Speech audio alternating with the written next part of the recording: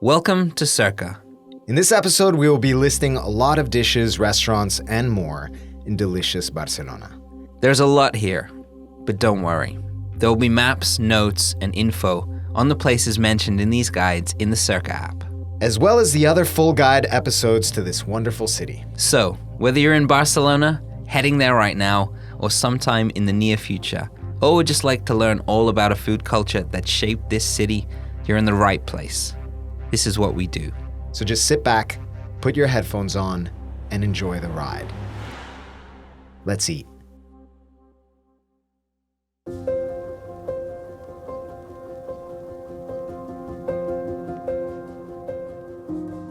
Cerca.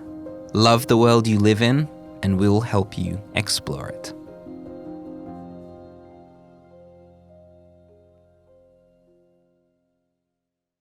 We're on the hills just outside of Barcelona in Collserola, a national park high up and to the northeast edge of the city. It's filled with hiking paths, weekend wanderers, the fattest wood pigeons you've ever seen, and very confident packs of jabalí, a grunting, grumpy, and sometimes dangerous kind of wild boar.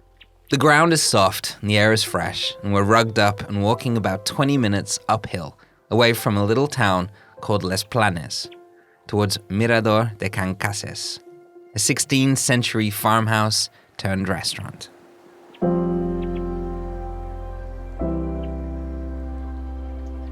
Like happens in a lot of Mediterranean cities, Barcelona is a place where you might be eating breakfast while talking about lunch, while contemplating dinner. It's a region where towns are famous for one type of produce or another, and people will go out of their way to get it. Hiking included. It's also become a place where once staunch rules about food and the protection of tradition have been turned upside down with Michelin star plates from the best avant-garde, mind-bending restaurants in the world. But today, at Mirador de Can Cases, which literally translates to the view from the house, we're here for calçotada. If Ferran Adrià's undeniable El Bulli, 5 times named the best restaurant in the world, was the Rolls-Royce of cuisine, then the calçotada, a traditional Catalan barbecue, is the old vintage car with comfy seats and an engine that never dies.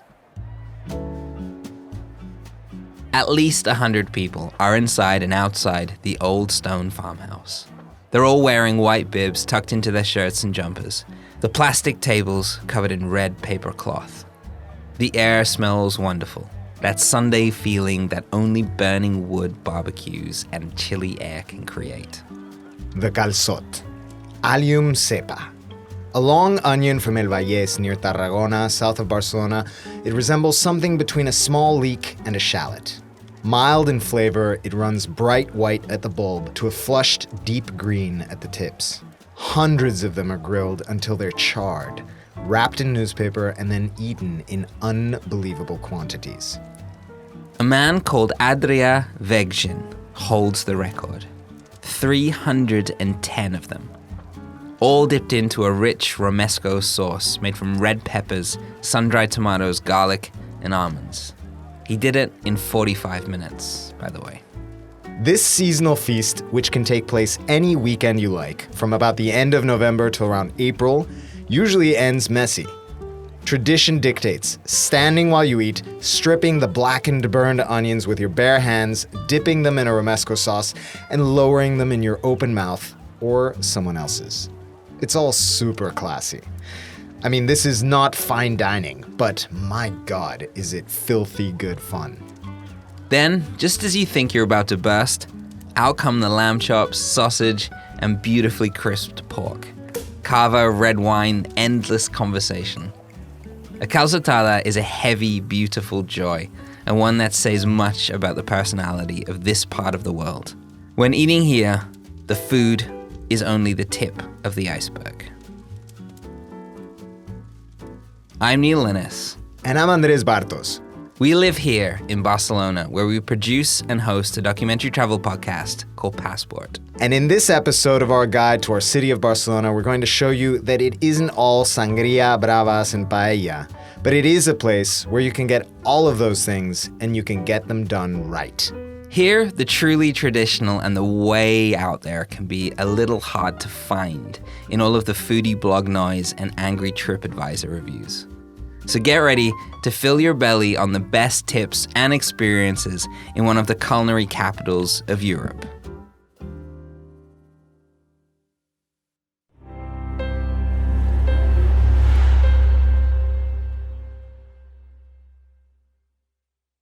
What is Catalan cuisine? The northeast of Spain is a perfect place to eat.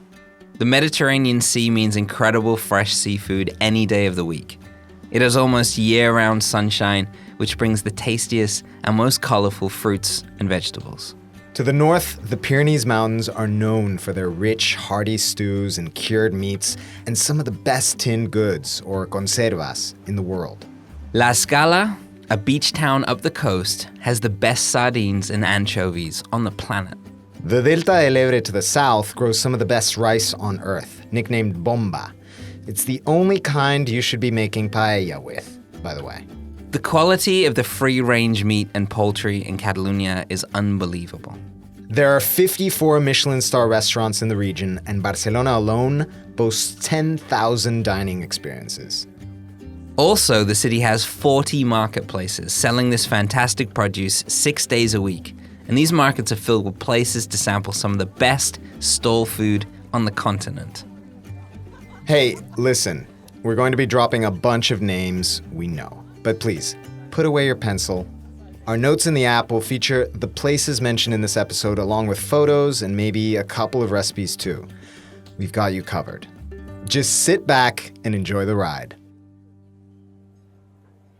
Barcelona is a perfect melting pot for culinary excellence. Here, the chefs, scholars, and foodies are lucky enough to have a Catalan cookbook written in 1324 still in print.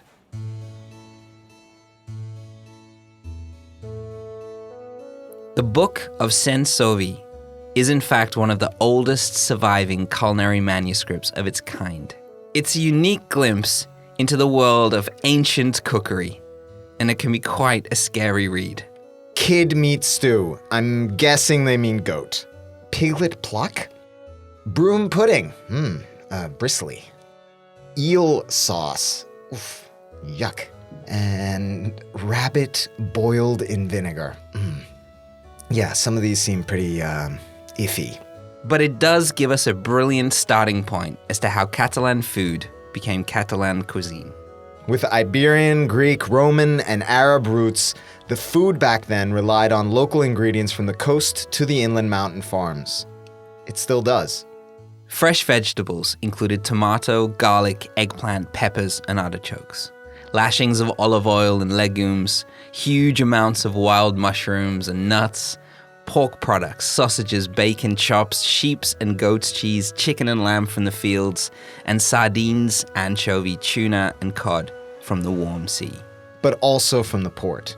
Barcelona was once an important port city, and so it was also easy to find more exotic ingredients. In this ancient book I'm holding, you'll find recipes with ginger, mace, cinnamon, saffron, and cloves from distant lands. Basically, for centuries, Catalonia has been carefully jotting down their recipes. There are so many historical cookbooks that the region's cuisine has been nominated for UNESCO's Cultural Heritage List.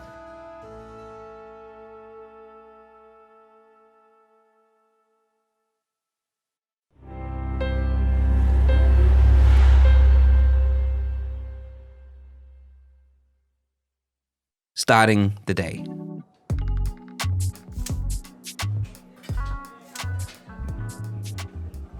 Spain is obsessed with food, but in particular, lunch. To be honest, breakfast in Catalonia are often sad, bad-coffeed, dry muffined, digestive biscuited, and acidic orange-juiced affairs. There is the option of jamón ibérico on a baguette and a caña. That's a draft beer. In Barcelona, it's not uncommon or shameful even to see older married couples on terraces at 8 a.m. having a cold one reading the local papers. But overall, it has to be said that for the most part, the continental breakfast sucks. So our advice, save your calories and skip it. Here's what you really want. The word brunch has slowly made its presence known in the city, and there are now many places that are exceptions to the bad breakfast rule. Most of them have been started by expats and made successful by an international Instagramming millennial crowd. The American-owned Milk Bar and Bistro in the Gothic Quarter considers itself the city's brunch pioneer, and we can't argue. From 9 a.m. every day, you can get stuck into a plate of huevos rancheros, breakfast burgers, bagels, or a full English breakfast. And you're in one of the city's most historic neighborhoods. This place, in fact, used to be a tower reader and an absinthe bar.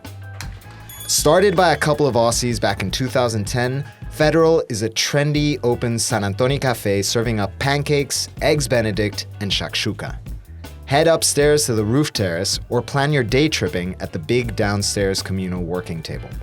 There's also Picnic, which is a walk from the excellent and unmissable Picasso Museum in Elborn. This place needs a booking, and it's adored by locals and travelers alike. Started by a Chilean and an American couple, you can imagine the fusion of flavors on offer here. The huge, extra spicy Bloody Mary is a must to wash down some excellent pulled pork chilaquiles with guacamole and poached eggs. The disappointment that breakfast often is in Spain is a thing of the past. But part of the reason the light breakfast is popular here is because locals know that lunch in Spain is often the highlight of the day, and if it's a good one, the highlight of the week, or month, or year. But don't worry, you've got time. Lunch here starts at 2 or 3 p.m. Oh, but you know what? There's another meal in between breakfast and lunch. In fact, it's somewhere between brunch and lunch. And it rocks.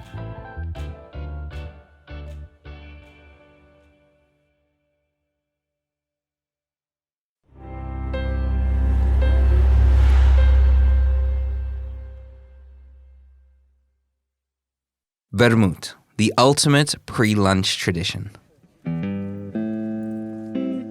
In Barcelona, you don't drink vermouth, you do vermouth. Fer al vermouth. And if you overdo it, vermouth does you. La hora de vermouth is basically any time between 11 and lunch. Here, vermouth, as it should be and will be pronounced from here on in, means a few snacks and an ice-cold glass or two of this now incredibly stylish, sweet, and bitter fortified wine. In Barcelona, this is not a drink from your grandma's liquor cabinet. It's often paired with crunchy potato chips, anchovies, olives, perhaps a Russian salad or some croquetas, which are breaded and deep-fried explosions of ham, cheese, or seafood. Once you vermouth properly, you will never go back to brunch. To do it right, we're gonna go to Pobla Sec, an old, slanted, but charming working-class neighborhood at the foot of Montjuic. That's the city's southern Green Hill. Pobla Sec is the historic center of the drink in the city, and it's slightly less touristy and more earthy than the rest of the city center. If you only know the drink as a mixer or via James Bond or the Rat Pack, you should know that here, it inspires really strong emotions.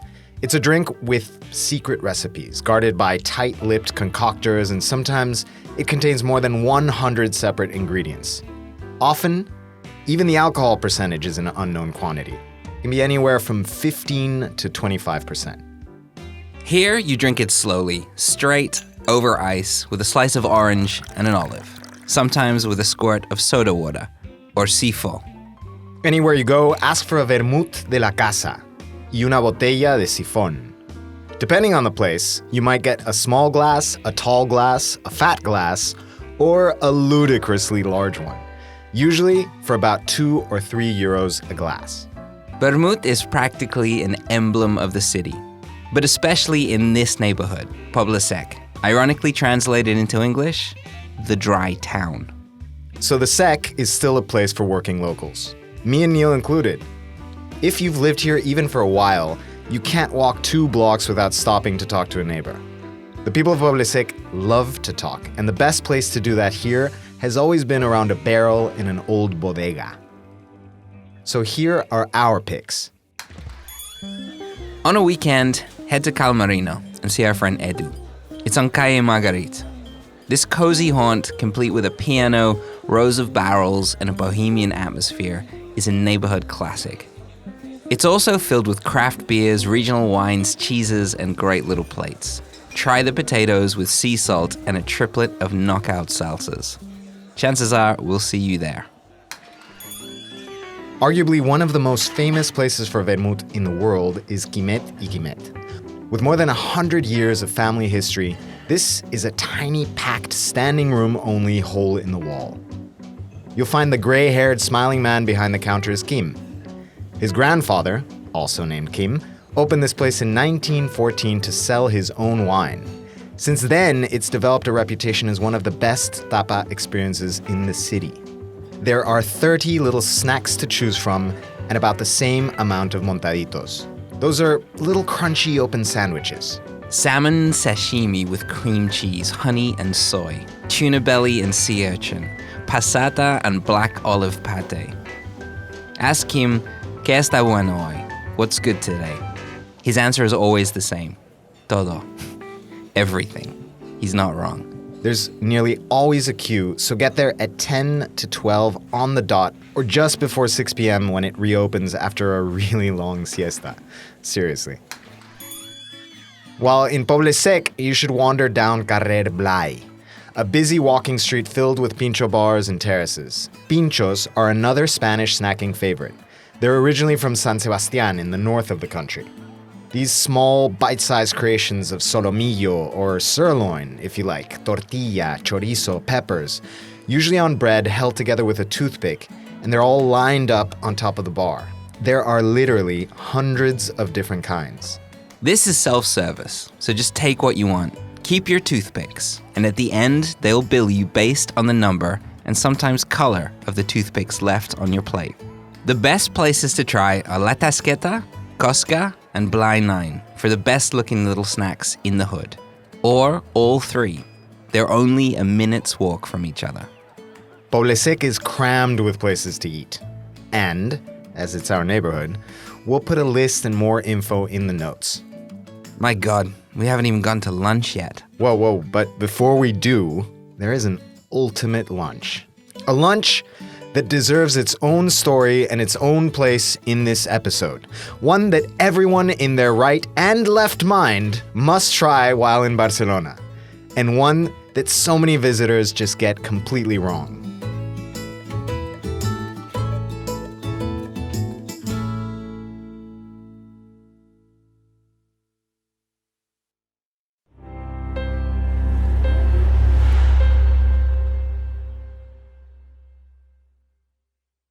Paella, and the other paella.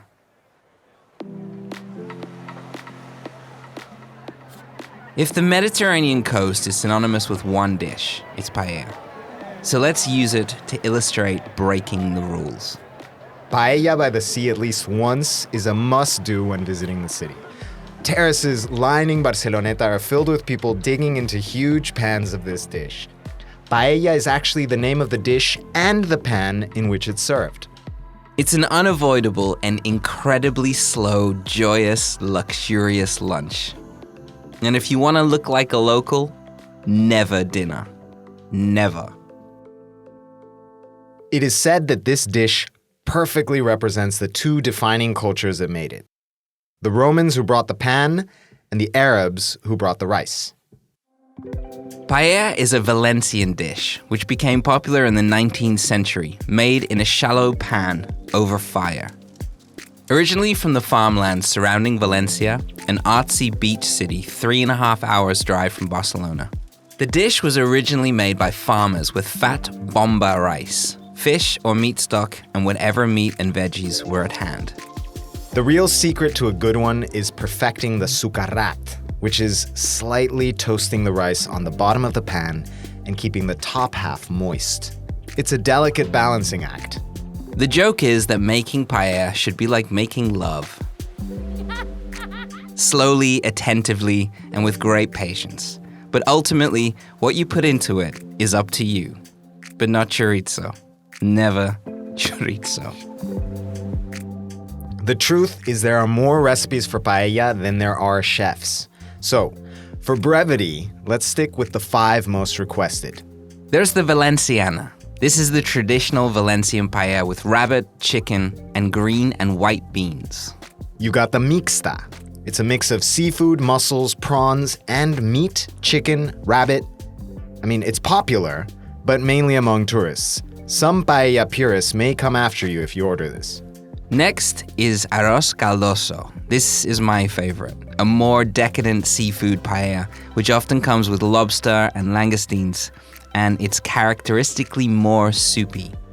A richer, wetter rice dish. You can always go for a vegetariana.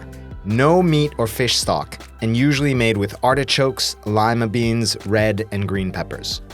Lastly, and most striking, is the arroz negro, literally black rice. A seafood paella flavored with pitch black squid ink, which tastes like the ultimate umami shot to the mouth. It's bold and striking, and make sure you check your smile after this one. But wait. Let's go back to breaking rules, breaking the tradition, because the wild card is also one of the best.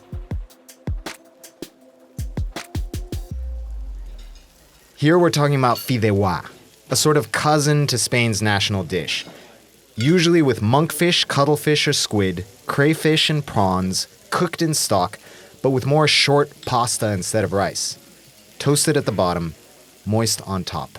And to top it off, huge amounts of aioli, a thick, delicious, and powerful garlic mayonnaise.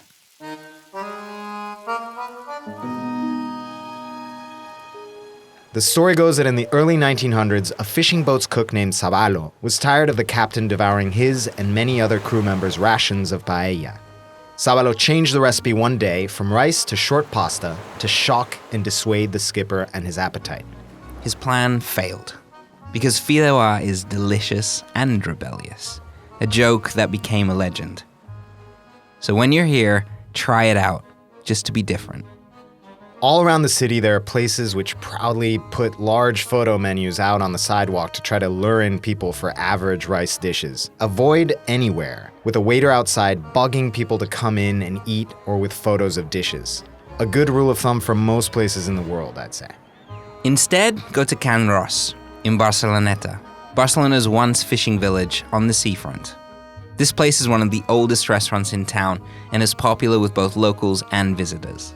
Book ahead for pro staff, a bounty of incredible seafood starters, and some great local wine. For views of the city and the coastline, head to Martínez on Montjuic.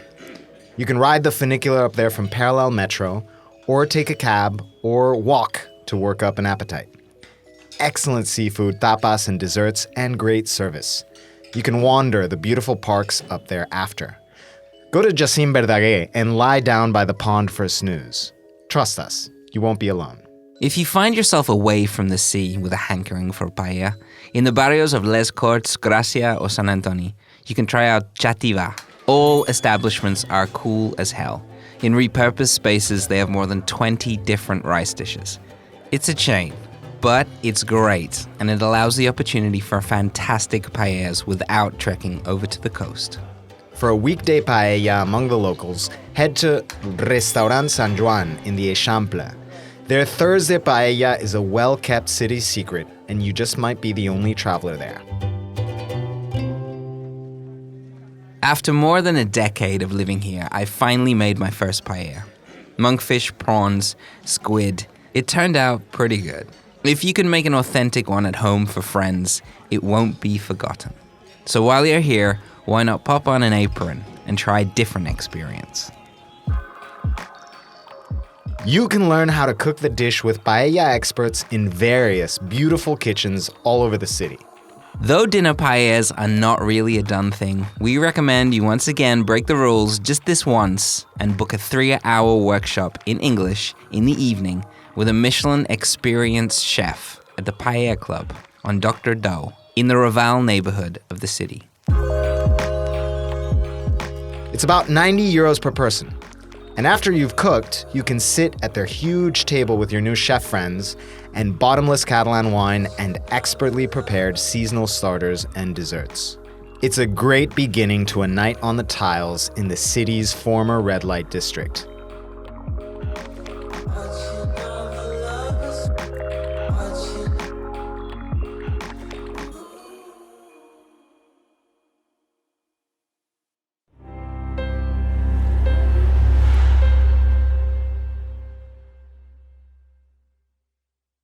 a huge lunch, and life-saving menú del día.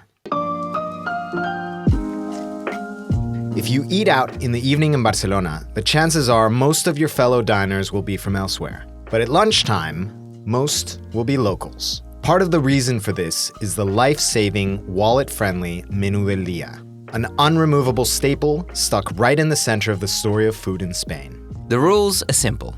Monday to Friday, you can get a starter, a main, and a dessert with a complimentary glass of wine or beer and a coffee for between 10 and 20 euros. You'll see these set menus scrawled on the back of blackboards outside restaurants all over the city. But even if you can't see it written anywhere, just ask a waiter. ¿Tenéis menú? Your leather-bound list of delights will be replaced with a single piece of scrappy paper and a plastic sheet with handwritten options of what's fresh and on offer today. It's exceptional value, and if you know where to go, it can be really, really good. Me and Andrés have spent many long afternoons in Mari y Rufo, just beside the Santa Catarina market in El Bon.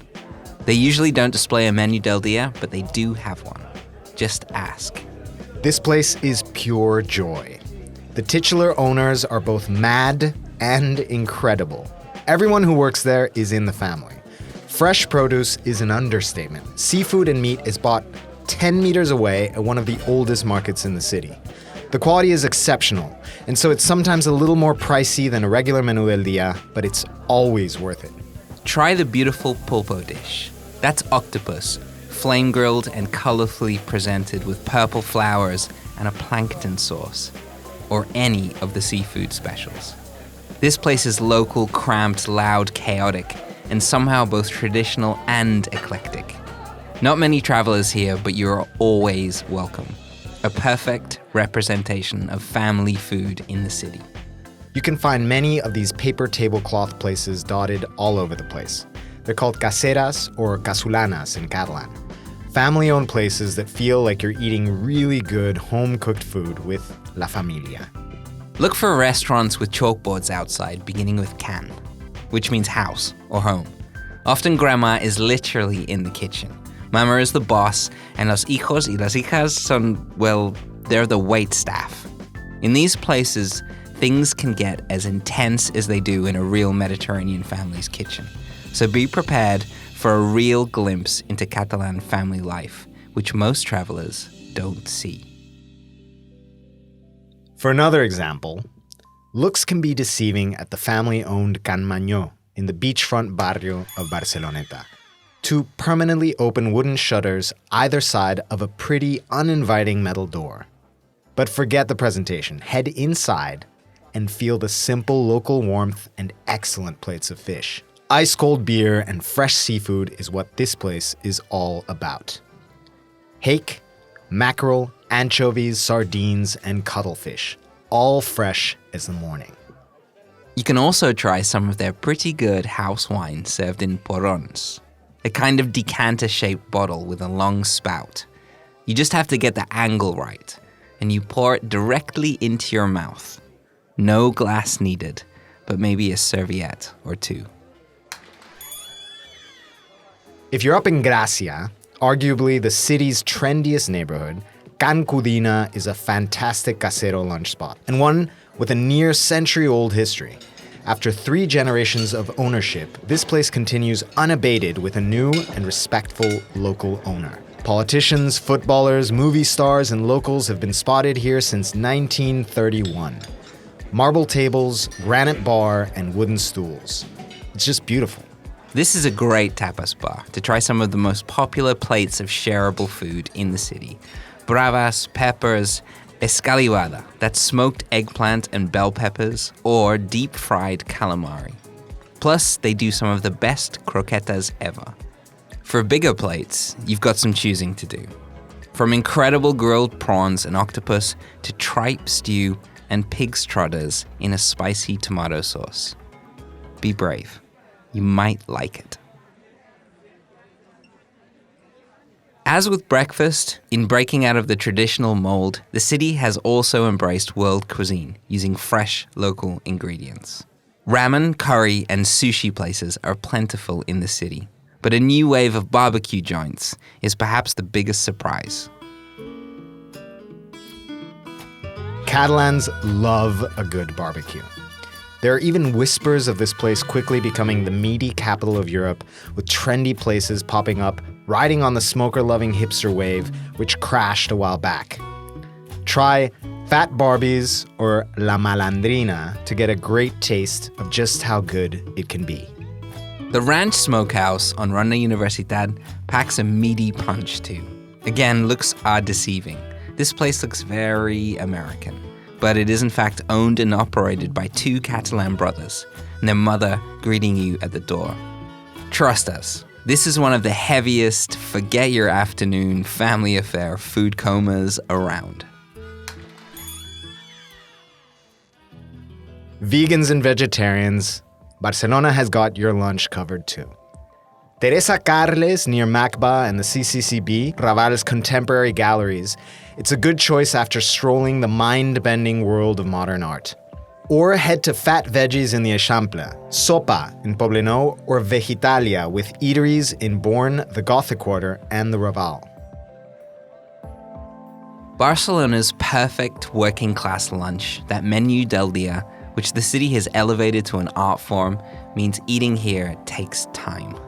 But the Catalans will argue that's the only way to eat. Plus, after this amazing lunch, the afternoon brings a lazy little treasure.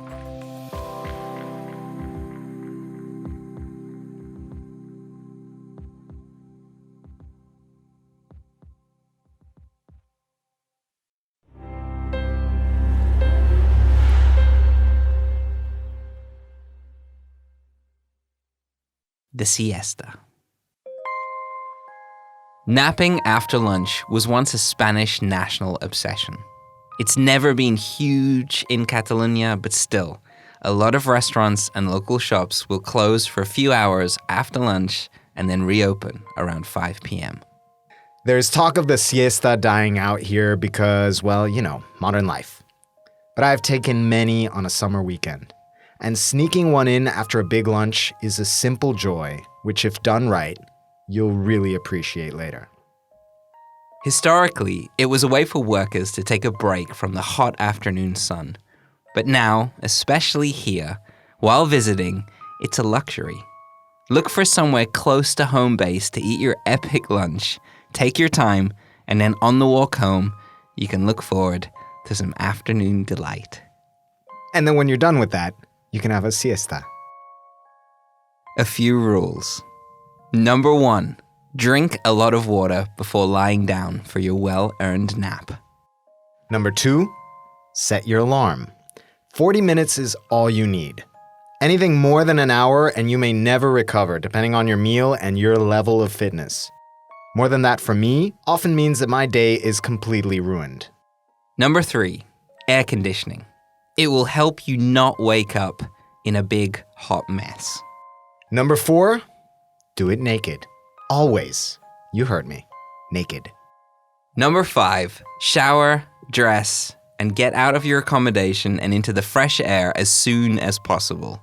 You'll want to see the sunset and be properly revived and prepared for a long Barcelona evening.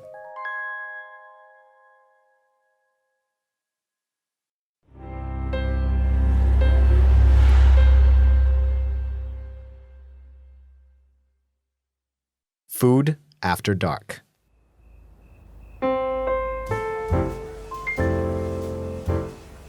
With all those slow-release carbs in your body as you wander the city, the sky bruises into a pale orange canopy.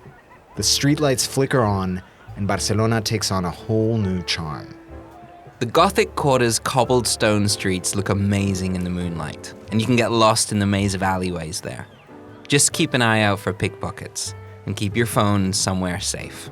Barcelona is not dangerous in the grand scheme of things, but the thieves, the carteristas, as they're known, are many, and worst of all, they're good.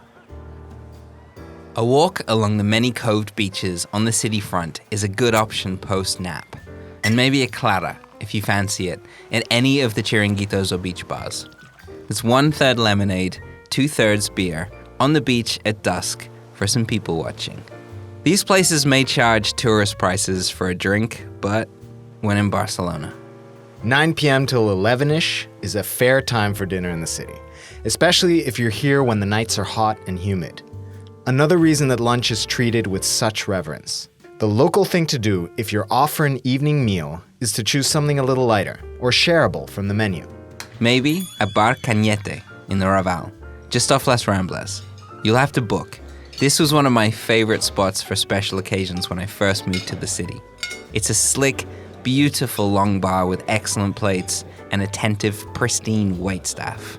Cañete has perfected these dishes over many years, and some of them come with a price tag to match.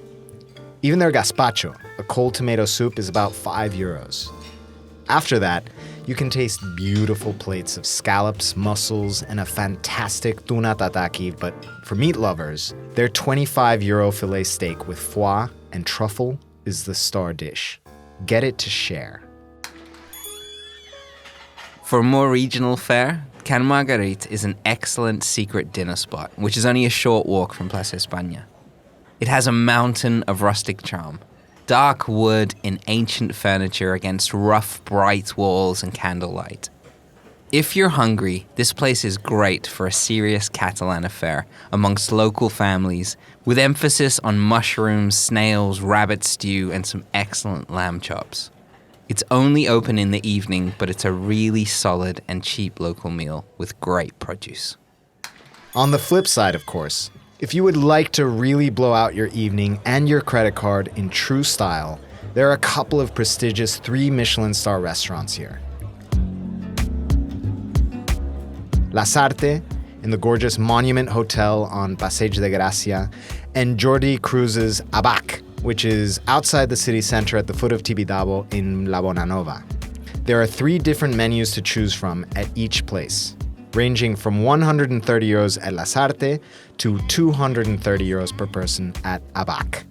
Dishes like smoked steak tartare, something called seasoned beef snow, scallop sandwich with creamy raw celery, turnip and artichoke foam salad, and roast sole and stewed lentils and potatoes with red pepper ensure a night of mind-boggling new aromas and flavors. These are considered 2 of the best restaurants on the planet. And both are for serious trip planners only. Book way in advance just to be sure, and prepare yourself for a food experience you'll never forget. And it's alright.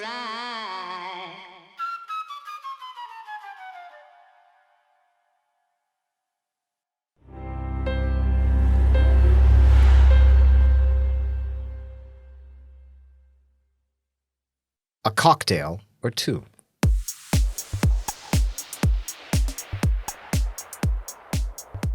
The nightlife in Barcelona is as eclectic as its food scene. It's famous worldwide and always has a little something for everyone. From grimy dive bars and speakeasies to luxury clubbing experiences and boat parties. Here, a traditional chatty post-dinner nightcap in the summer months with friends is the go-to. And luckily, there are many fantastic cocktail bars dotted all over the city. And after a couple of them, who knows where the night might take you. The Caribbean Club in the Raval is a rum lover's paradise, and the legendary charm of barman Juanjo González Rubiera has ensured that this place has held on to a huge amount of its local regulars and hard liquor obsessives. But he's also an open book for visitors on where to eat and drink in the city. A cocktail genius whose daiquiris and old fashions are revered. Or you can just tell him what you're into, and he'll nail a custom cocktail for you every time. In Elborn, there's the tiny, charming Ginger. Also, there's the swankier-looking Mamaine, if you want to get a little more creative with your liquor. In Gracia, there's Elephant and Old Fashioned, both specializing in gin cocktails. Even Las Ramblas, the most touristic place in the city, has the excellent and ancient Boadas, which manages to stay hidden from the average thirsty visitor, veiled behind its tiny little red door. Hemingway loved his daiquiris here, and the staff still mix it in perfectly pressed tuxedos, just as they did back in 1933 when this place first opened. Hemingway also has a hidden basement cocktail bar named after him on Muntaner in the Eixample. It'll be quieter, and it has a little terrace too. The author famously said of Barcelona, There is no nightlife in Spain. They stay up late, but they get up late. That is not nightlife. That is delaying the day. call it what you will, Ernie. Call it what you will. To wake in the morning in Barcelona with resaca or with a hangover is a pleasure more so here than anywhere else we can think of. Head pounding and legs weary, it's a good idea to wander or cycle down to the beach as early as you can muster. The greatest thing about the city is that you're never really more than 20 minutes from the sea. Go either side of Barceloneta, north or south, to avoid the crowds. Walk down to the shore, take off all of your clothes, and get in the sea. And when you're feeling alive again, we know a pretty good place for breakfast.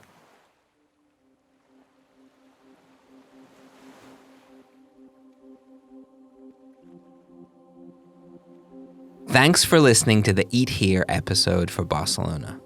We hope you enjoyed this feast and that it shines a light on some incredible experiences for you in the city. Remember to check out the other episodes in this guide for deeper dives into Barcelona, including its architecture, its football team, and an amazing Costa Brava road trip. Whether you're heading to Barcelona right now, sometime in the near future, or would just like to learn all about a place we truly love, you'll get instant access to the full guide plus new episodes on a regular basis when you subscribe to Cerca. Maybe you'll want to check out the guides for London, LA, Rome, Paris, Mexico City, and many, many more. And many more to come. For access to everything that comes along with a Cerca subscription, be sure to download the Cerca app. Cerca. Love the world you live in, and we'll help you explore it.